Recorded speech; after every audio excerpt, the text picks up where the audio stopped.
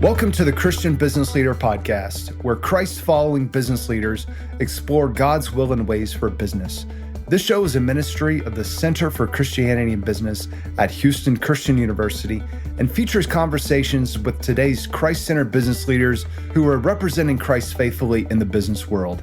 I'm your host, Darren Shear, and if you want to make your work, leadership, and company's culture more Christ-centered, you've come to the right place. On this episode, we're joined by Jeff Williams. Jeff has spent his life designing places that bring people together.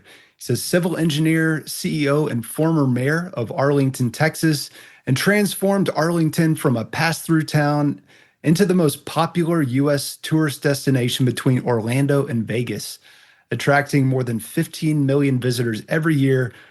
And he did it by unifying architects, investors, municipal leaders, and business executives. He won the bid for the National Medal of Honor Museum, which I know he's really excited to announce that they have just completed. He kept the Texas Rangers in their hometown. I mean, they're not the Houston Astros, but they are the. I got to say that because we're sponsored by Houston Christian University here, and I'm a big Astros fan myself. But the Rangers are an amazing team as well. And he also developed Texas Live. That's the Texas Live District, AT&T Stadium where the Cowboys play, and the largest esports arena in the U.S. At the heart of it all, he credits his faith in one major principle.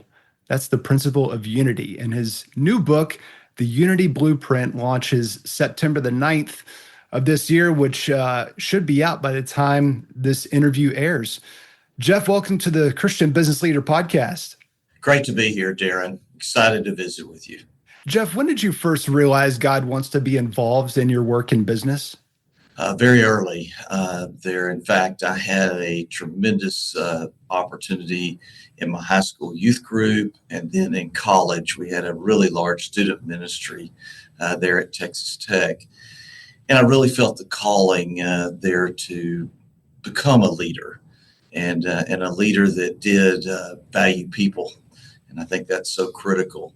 But then my wife and I had a life-changing event. After a few years I'd been in business, I actually went to dinner with a Fortune 500 company executive and a very successful contractor who was very wealthy. And I had the opportunity as a young engineer to sit and listen to them talk about life. And there were many good things, but there were other things that really bothered me. And I went home that night and told my wife, we have got to set our character values. We have got to establish who we want to be. I said there were lots of good things about these two men, but there were also things that really bothered me and bothered them. And I said, we've got to establish this early because we wanted to be good parents. We wanted to be good in our business. And we knew that God had called both of us to be leaders and to move out and make it. And yet we knew that we weren't capable alone. We needed God and we needed others. So that started us on a big path for unity. And what are some of I've mentioned some of them, but what are some of the engineering projects you've worked on that you're really most proud of? Well, I'll begin with the ballpark in Arlington. There, of course, we ended up later replacing that now, but it is the only refurbished Major League Baseball project that is out there right now. It is currently office building, and they're playing all kinds of sports on the field itself with retail and restaurants going in it. But that one was a major opportunity for me to get to watch President George W. Bush in action before he was president. He was the managing partner of the Rangers, but I also got to see an incredible mayor there working on it, also two other people. And I watched how they, through their character values, forged unity on that project. And it made such a difference. South Lake Town Square, which is really one of the grandfathers of all the town centers here, and the opportunity to be able to create a place where people come together, where true unity can happen. And it was remarkable. And then, of course, AT&T Stadium, working for the Cowboys and the Jones family was also a great experience. And of course, I get questions all the time of what are the Joneses like? And I can tell you they are great business people. And later on, Charlotte Jones became very much a part of us bringing in the Medal of Honor Museum. So we got her involved there later on. But I have projects of Prestonwood Baptist Church is one of my favorite that we've worked on too. It has continued to grow, and they have 2 campuses now. And it's amazing how God has blessed that, but also being able to come into contact with the people and get to know them, that staff and so forth has been huge. And so we've worked on churches and schools and roadways, bridges, which I love bridges. They really help set the character of a community. But I also love all of the metaphors there of bridges, people connected to places, but people connected to purpose is also so important. And we as leaders need to help move people into that purpose where they have a passion and can really make a difference in other people's lives and, more importantly, in the kingdom. Jeff, could you tell a story of a time when you saw God's hand at work in your company? Yeah, without a doubt. They're one of the major things that happened to us. We were finishing Cowboy Stadium, and we were excited. We also were completing a large highway project, and we had won awards for both Cowboy Stadium and this highway project. And I had booked up the whole year. This was in 2008. And by the end of that year, almost all of my projects that were booked that next year were gone. And after I cried there over the Christmas holidays, God really laid on my heart and said, Jeff, you have some great projects. You really need to try to find people and bring them through and tour Cowboy Stadium, tour this highway project that we had, and try to find other work that, I just felt like I need to put it right in God's hands. And what happened there was remarkable is that we were able to tour people through, and we gradually started getting work because we had a national recession. You may recall it started in 08, there in 09. And you talk about trusting him. And we ended up with some tremendous projects that came out of that time and got us moving again. But in my career, that was the toughest time there, and God brought me out of it, and I think really led me down that path. And then one of my other favorite projects came out of that. We toured a little town by the name of the City of the Colony, and they said, we don't have any work, but we would love to come and see your projects. I said, come on. Well, 2 years later, they landed Nebraska Furniture Mart, and they asked us to interview with Warren Buffett, who owned Nebraska Furniture Mart, to potentially become the engineer. And we did. We won it. And it was a tremendous project and a great opportunity. Wow. I've asked this question hundreds of times on this podcast. I think this is episode 313.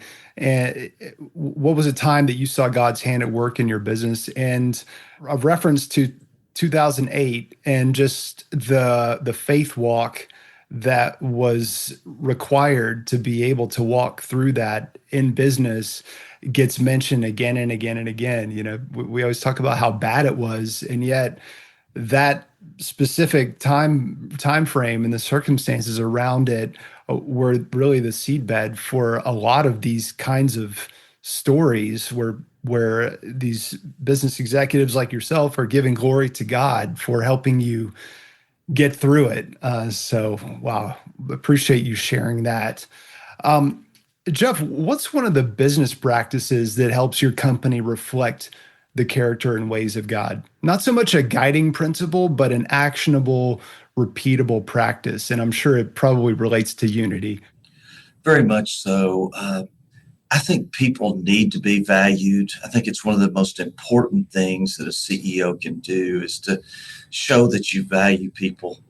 And so consequently, there even recently when I left coming out as mayor, I studied everything I could about because I was going back into my engineering firm. And I had been gone, really doing very little during the time I served as mayor for about 8 years. And so in coming back, I realized that, hey, we need to put forth an effort to show each and every employee that we care about them. So I learned that they like to work from home, of course, but yet we are very team oriented. And in fact, I think most businesses are. And so what I did is I gutted our offices. I created collaboration rooms. I tried to give each person a good space, regardless of what level they were, and so that they would show that we trusted them and we wanted them to have a good space. And then in addition to that, we worked on our culture. And part of that culture is that we implemented what we call a high five meeting. On every Friday, there we pull our whole staff together, and we actually talk about what did someone else do for me to help me in my work or in my life some way that day. And that's why we call it high five. Hey, I want to give a high five to so and so because they really helped me in this way. But we also allow our mid-level to lower level people have a chance to give a nugget. We call it a nugget, something that they learn that they could share with the others. And then we do a lot of team building and collaboration type exercises during that time. And then I don't mind telling you that when we first started that, all of my older engineers says, why are we wasting a whole hour of billable time? And now they are the first ones at this meeting and they look forward to it, and it's created camaraderie. But we did that because we wanted to show them that we cared. And then I think too, it's so important for people to understand your mission. What are you trying to do? It doesn't matter if they're doing just a small part or a large part. They still are in that big overall mission. And for us, as a civil engineer, our mission is to be an integral and valued partner in building communities. But then you've got to have core values there too, and to live them and to know them. And so we, again, spent a lot of time on our core values, and it worked out to be an acronym. It wasn't necessarily where we started, but it ended up, the acronym is design, deliver excellent service, innovate, give back, and navigate. Well, the two new ones that are in there for us is innovation. God is laying on the hearts of so many people. There are new inventions, new things. And I think we've got to embrace it because we're at the beginning of a technology revolution, and we've got to think outside the box. And God tells us to use our gifts here to serve the people. And so that's what we want to do. We've had give back, but then a very important one is navigate. I think many times people are prone to sit back and watch and wait, and yet no one wants to step forward and say, hey, we need to do this. So we've created a really safe atmosphere here for people of whatever position they are, to step forward and say, yes, I want to help. But then when we go out with our clients, it's not in the nature of an engineer to be aggressive, but yet we do have so much knowledge. We need to be willing to speak up. And so we work on that every day to help navigate. But the other part about navigating is to show that we do care about the overall mission of our client and the overall mission of our company. And you mentioned before the recording that you actually post scripture verses in the common areas. What are some of those verses? Oh my goodness, there's so many. There Romans 12, there where we're to live in harmony and encourage each other. There also 1 Peter 4:10, we're to use our gifts there. And it's really interesting because in the business world, so many times people believe they have to step on someone else to get ahead. And yet that is so important, I think, for us as leaders in business to share with them that's not necessary, because I believed in fact, when I was mayor, we proved that principle too, that when you grow your business, it provides opportunity for all, and there's no need there for stepping. In fact, we need each other there too. But I want to go back to, we have put up scripture and positive phrases in all of our commons areas. our break rooms, our copying rooms, and our lobby and so forth. And people notice them at the beginning, and it makes an impact. But then subliminally, they're continually seeing positive things there with them, and so it's a little thing, but yet it's a big thing. Mm.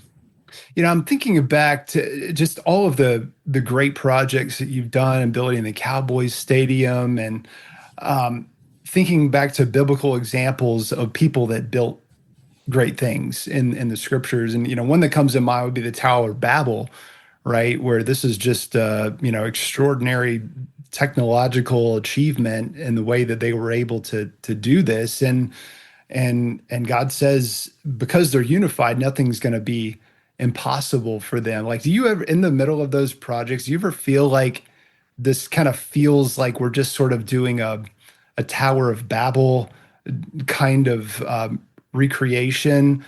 And how do you kind of get out of that and to the recognition that you truly are building something for the Lord and to honor the Lord, especially when you have so many different people coming to the table with so many different agendas and worldviews?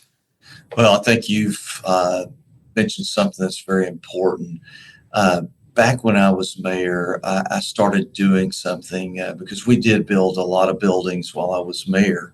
And of course, all through all my engineering time, I worry about that.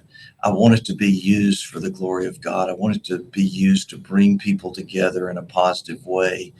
Well, what we have started doing is bringing out our ministers to pray over and dedicate these buildings to the Lord, and that they will be used for the Lord as we move forward. It is a very powerful thing to do.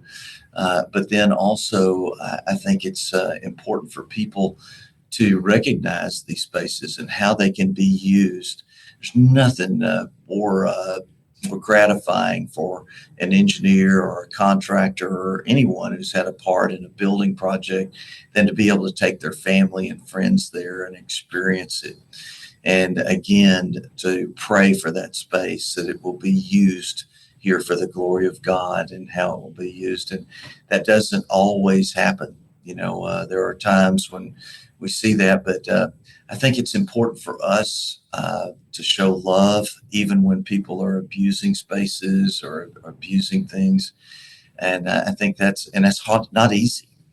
In fact, myself, I've added forgiveness. There is a major core value personally, because it's harder for me to forgive when it's family or friends, and and I think it's just so critical that we do, because unity is so important.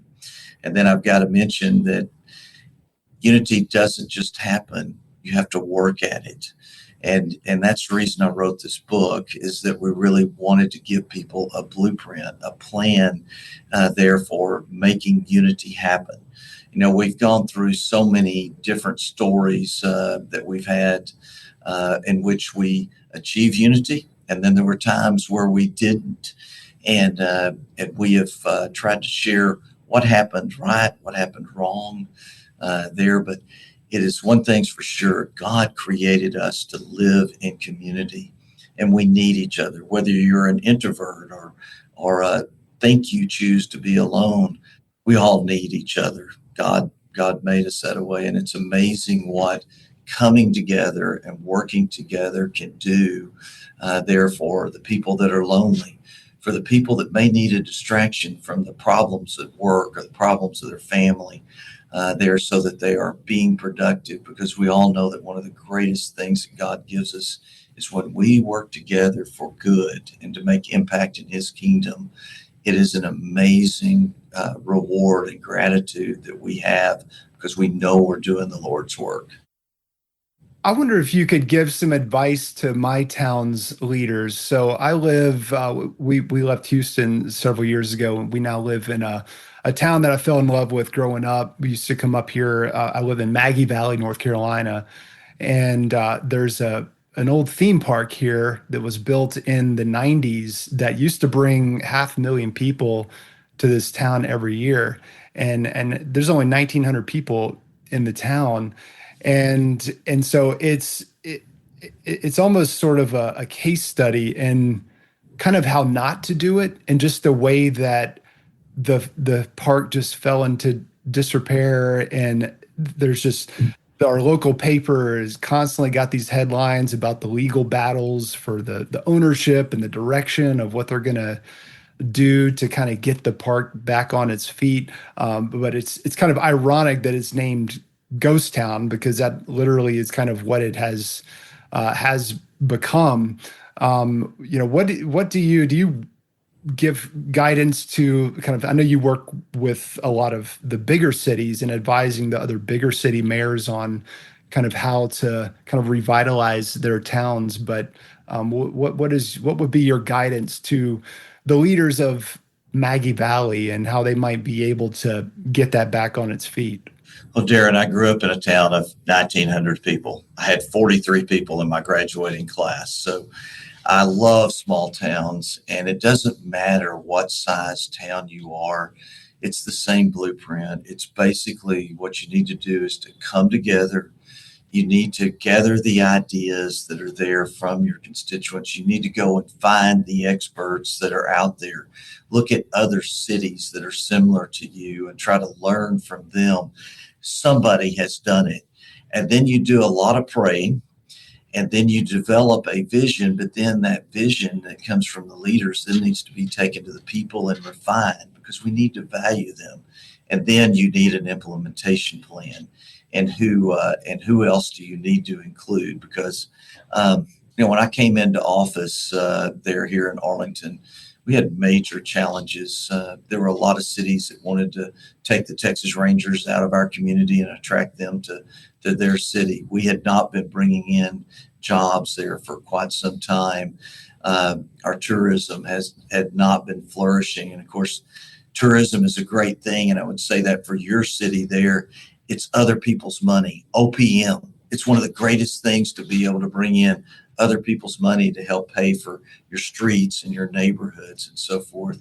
So it sounds simple, but the biggest mistake a lot of people make, they don't make a plan.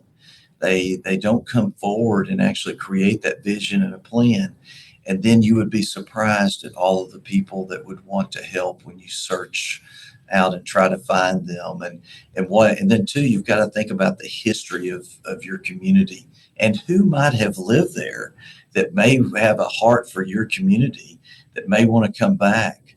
One of the greatest things that happened to me is that a lady I did not know by the name of Sundar Duckett came and said, "Mayor, I grew up here in Arlington. I love it.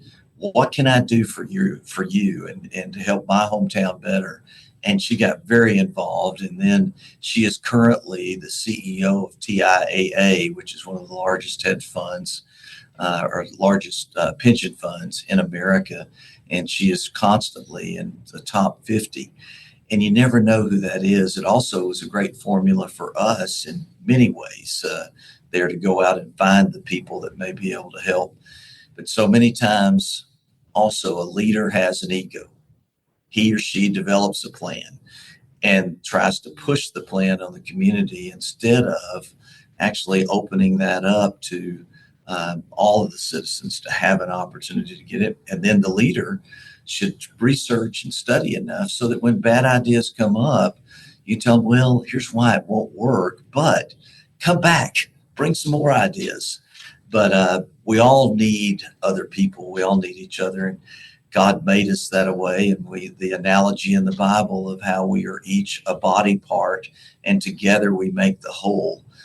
Even the church was created there for unity and people coming together. There, God gave us that gift of the church. And it is a great model, too, for bringing in a community.